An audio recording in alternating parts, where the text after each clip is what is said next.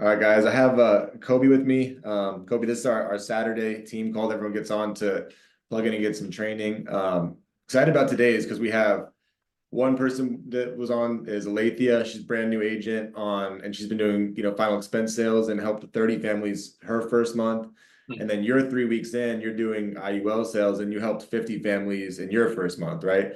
And I think a lot of people, the reason I'm excited and to get to talk to you and getting to talk to her today was I think a lot of people see agents that have been around for 2, 3, 4, 5 years, 6 years, and they're like, oh, well, like they've been around for a long time. So it makes sense they're having success. But you're in your first month doing, 50, helping 50 families a month. Like that's a big number. And it took me probably a year and a half to be able to work up to be able to sell that much. So you're having a ton of success right away. I'd love you to, kind of talk about how you found Family First Life, what stood out to you, and then we can talk about some of the stuff that that you've done to have such success right away. Yeah, so first of all, thank you for having me. It's funny, we were talking before, like Hmm. uh I was watching like all your stuff like a month ago. So it's just funny to like be on this so fast. But I found Family First Life honestly just through social media. Like Yeah. just just like looking into different things like to see what would interest me.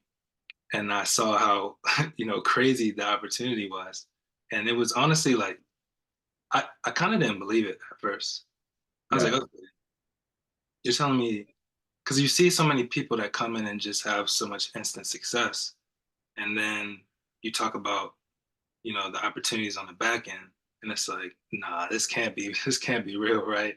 Right. Um, but then you kind of think about a lot of the big guys and just like the social media people that uh, have kind of these big brands. A lot of them were in the insurance industry or financial Yeah. services in some aspect of it. So once I realized that, I was like, okay, let me just try this and see what works.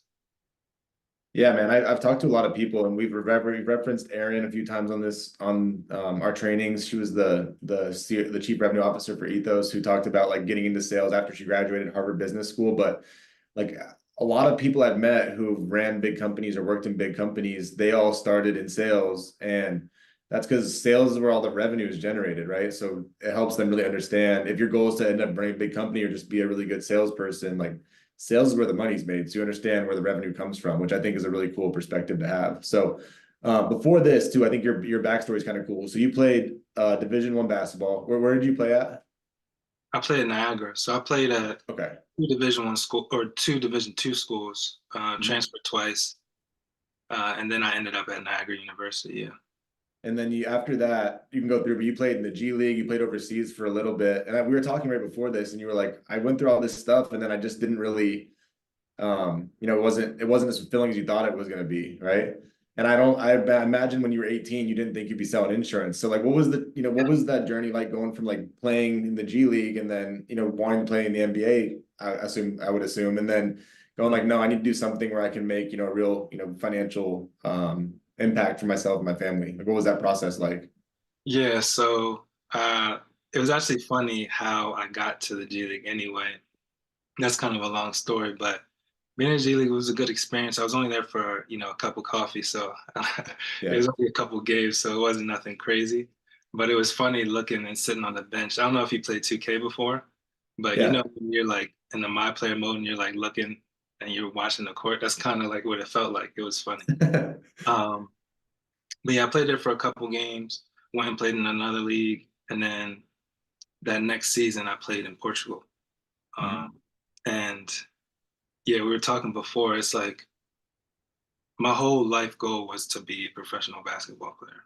Like that's all I was doing. Basketball was, yeah, I went to school. I actually majored in computer information systems, Mhm. but I always say that I pretty much just majored in basketball because Right. I didn't really care. That was just kind of like a backup. Like, okay, I know I can, make a decent salary, in the computer cybersecurity world. But I was waiting and I finally got there, got to Portugal. I was away from my family and everything. And I was just like, dang, this is not what I thought this was going to be like. And uh, yeah, kind of like, man, it kind of had me lost for a little bit. Um, Mhm. ended up coming back home, went to a few different businesses, and then yeah, stumbled across, insurance and family first life specifically. And I was just like, man, let me try this sales thing though, because I never sold anything at all, Yeah. like, ever. Well, what did you do between playing basketball and then sales? Like, did you have a couple jobs in between there, or you just tried to start other businesses, or what was that process? Yeah, so my main thing, I was doing Amazon FBA, if you heard of it before. It was like Yeah, wholesale. And I was doing pretty well. It was going pretty well, but I had ran into an incident with a product, and they like what I want to say, like limited my account. got And it. within that process, so I realized, I was like, dang, like they have all the control. Even though, it's a business, it's kind of like a business in a box in a sense. Like they already have all the systems in place, kind of similar to this in a way, Hmm.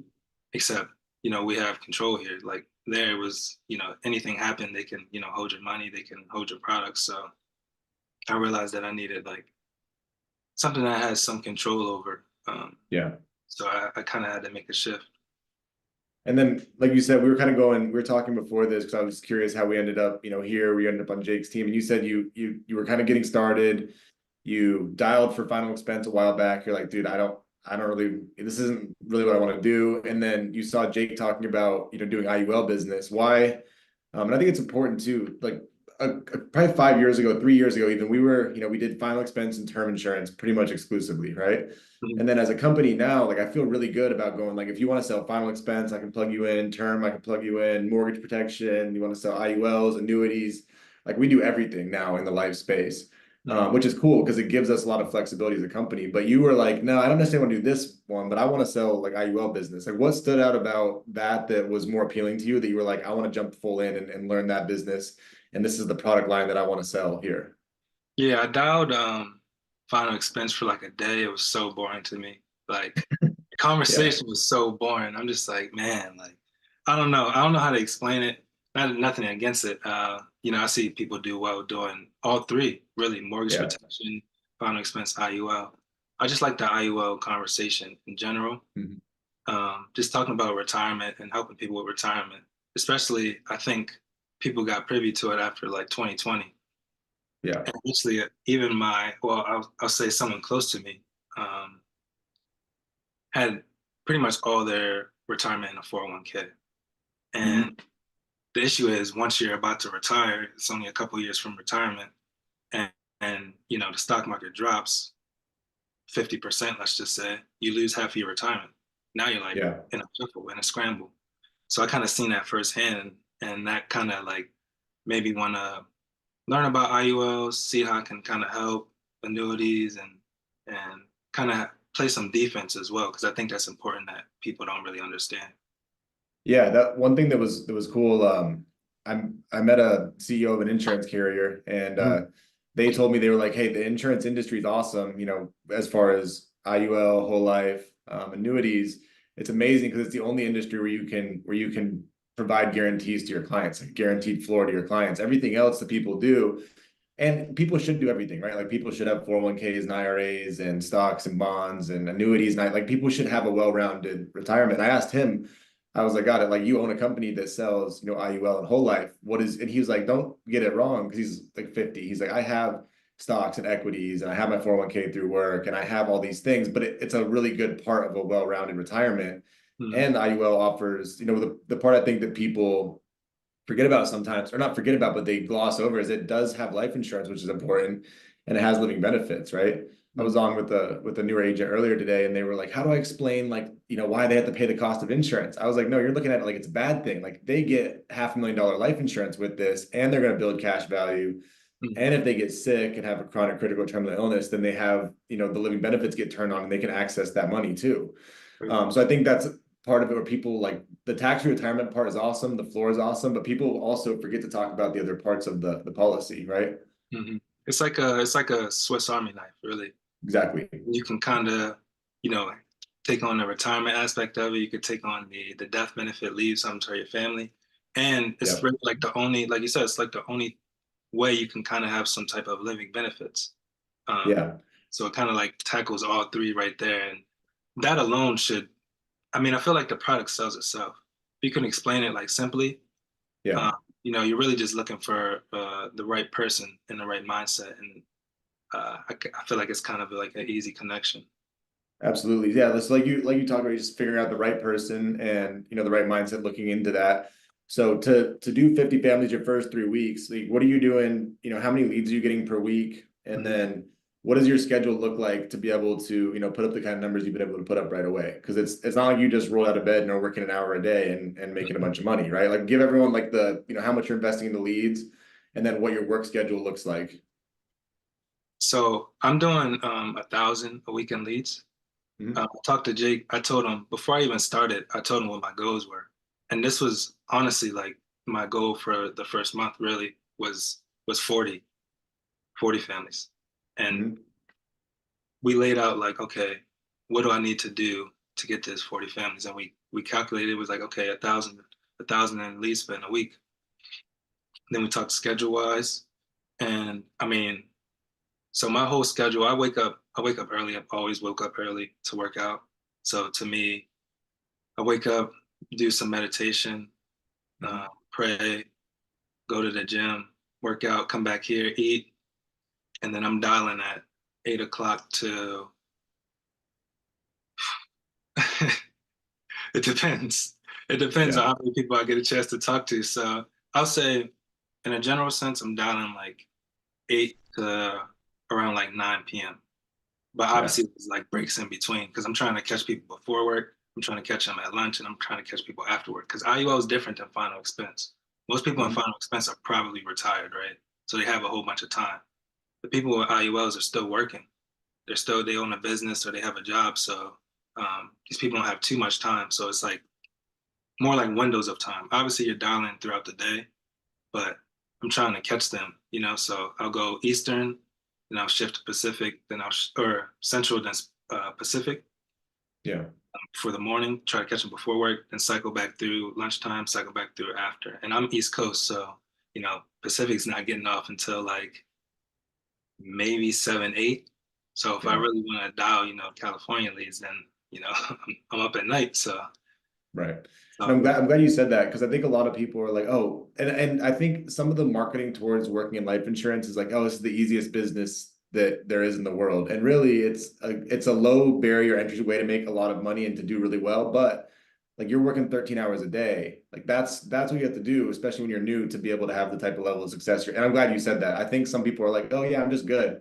You're like, man, I'm just working. I'm working hard. I'm making a lot of phone calls, I'm calling people all day long. And that's why I'm doing well. Do you work at all on the weekends? Do you make calls on Saturday or Sunday at all to try to get with people who are working? I probably should do more. I Yeah. do Saturday. I try to like cut it in half, um, Hmm. to not like stress myself out because I know it's kind of like hard hours. I got to be honest with myself. I'm a human, so Yeah. I get some blockage in there as well. Um, but yeah, like you said, I want it to be like top funnel heavy, and Hmm. specifically because I know I was starting out, I didn't have the skills. I wanted to do what what other these top guys are doing, but I didn't really know what to do. So in my head, Yeah. I'm like, okay, let me just power through this. Let me buy as many leads as I can comfortably, like that I can afford, and let me dial as much as I can because it's a skill gap at the end of the day. You're gonna have to get comfortable talking on the phones, right? And Right. so you can either, you know, dial 100 people or talk to 100 people over 6 months, or you could talk to 100 people in a week. And so I'm like, Hmm. okay, I want to learn as fast as possible. So I have to call and talk to all these people so I can develop my skills. And so that was kind of my approach to it. Yeah. What does that initial conversation typically look like? You get someone on the phone, like, oh, yep, my name's Zach, my information's correct. How do you go into the appointment and, in a very simple sense, explain, what the IUL is and see if they'd be a good candidate for that. Because I think, and we were mentioning this right before we started here, but a lot of people think that it's going to be some super complicated product. And I think a lot of agents think that it's really complicated when really it's not. It's just a form of life insurance, right? But what is that, so yeah, say you call me, you verify my information, like, yeah, that's me. How do you transition into that phone call to make sure that I understand what we're talking about and make sure I'm a good client for an IUL? Right. So just to preference it, I'm dialing IUL leads. Yep. So these people already know that, what I'm here to talk about, right? And so I think people have to understand that at what point in the sales process we're at. You got to understand, like, these people know for the most part they have a problem, right? Yep. Two, they know that IULs could be the solution. You know what I mean? So our job is really just to bridge the gap. So the Mhm. first thing I want to know is, like, what's your problem, right? And so I have a two questions I mainly ask. The first one I would say, like, is what got you interested in the product to want to fill out the information? Mhm. Right there, you pretty much already know, like, why, why they're here, right? Yeah. And they So typically say like, I wanted retirement, or I wanted to be able to invest in a business, or I wanted to have some life insurance, or I wanted living benefits. Like one of the pieces of an IUL is usually the answer for those people, right? exactly. And so Yeah. you just play off that the rest of the script, honestly. It's like, So okay, say I go like, hey man, I was looking for something to help me with retirement. I don't have a lot set up, but I saw I maybe could use the IUL or whatever it's called to help me with retirement. I think that's what I'm looking for. okay. And then I would go and say, did you have like a 401k, IRA, real estate? What's kind of your investments right now? I have a little 401k through work, but not enough to help me retire when I need to retire. Okay. Okay. And how's that 401k doing for you? I haven't checked the numbers really. I've had it for like 5 or 6 years, but it's probably not too. I don't really know the specifics, but it's probably not all that much in there. I don't think. Yeah, and I would probably just make a joke like, uh, yeah, I try to not to look at my investment portfolio either. Yeah. I'll say, okay, so do you have like any life insurance like in your name, or is it mainly through your job? My job has some insurance for me, but nothing outside of my work. I don't have anything outside of work. Okay. And so right there, you kind of already know that this is a good client, right? They don't have Hmm. enough for insurance, or they don't have enough for retirement. They don't have any kind of fixed defensive plays, and they don't have life insurance, right? So I'm just playing off that, like, okay, from there, then I send them my information so they know who I'm talking to. So I have just a business card that I'll just text over to them, and Hmm. then from there, I'll just explain what an IUL is. So I'll just say, like, there's three ways really to structure an IUL. I'll say there's a protection focus, there's a retirement focus, and then there's kind of a mix of both. I'll say the protection focus is more so for our clients that's a little bit older, just trying to leave something for the family. The retirement is, for people that's looking to have that minimum death benefit allowed by the IRS to consider it still a tax-free product, a life insurance product, and have that max cash growth. Hmm. The third is a mix of both. You kind of following me so far? And I'll be Yes, like, yeah, sir. Yeah. right. And then I'll explain deep. I can kind of just play off of how it sounds. If they understand it, you can tell if they understand it. If they Yeah. don't, you can kind of like dive a little deeper, like, okay, this is how it works as far as like the index, how you can participate in the upside without the downside, and then we kind of like go from there. If that makes sense. Yeah. I think that's super important what you just said is like there's some people like when I buy stuff, dude, I want a little bit of information. I typically buy stuff quickly, right? Like I'm like, cool, I got it. I looked up online. I know what I want. Like, get me that, right?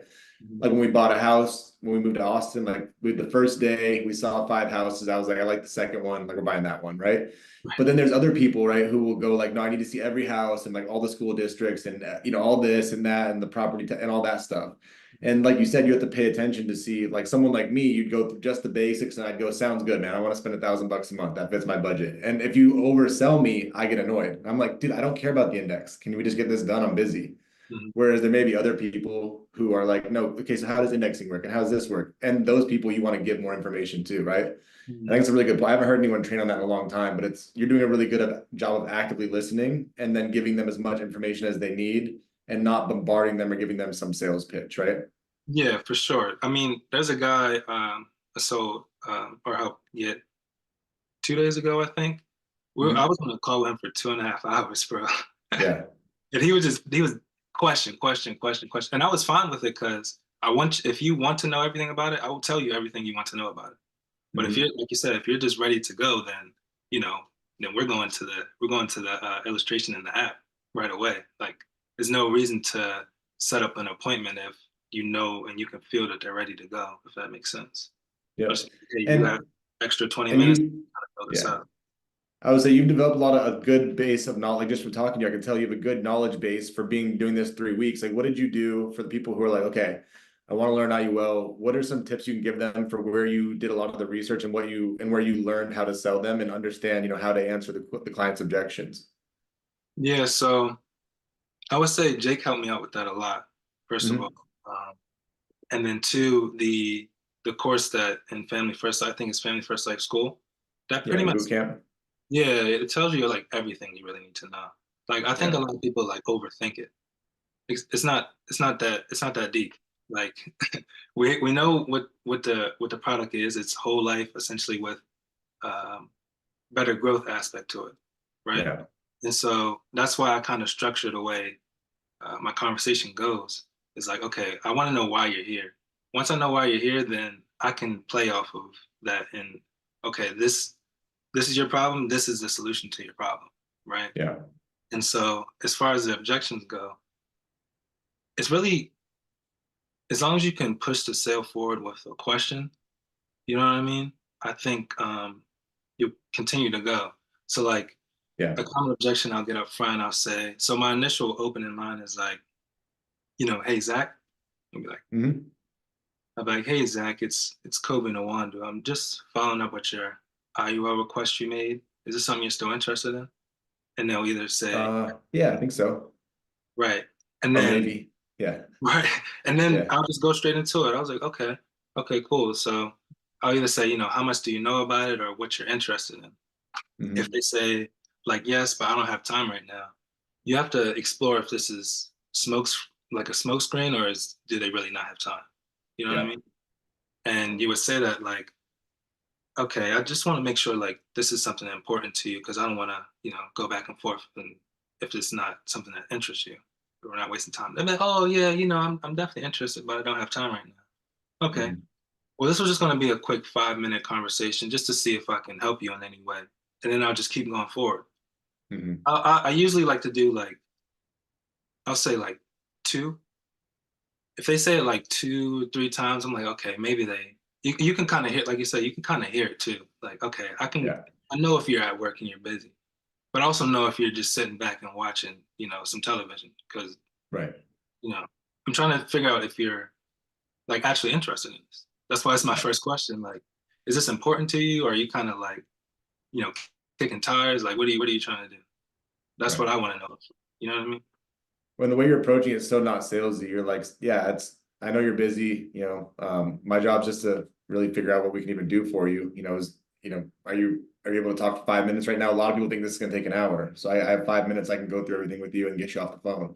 And they're like, oh, okay, sounds good, right? So awesome, man. Well, hey, we'll definitely have you on, do more training. I don't want to take up everyone's day, but dude, the other thing is, everything you're doing, you're very calm, you're a good listener.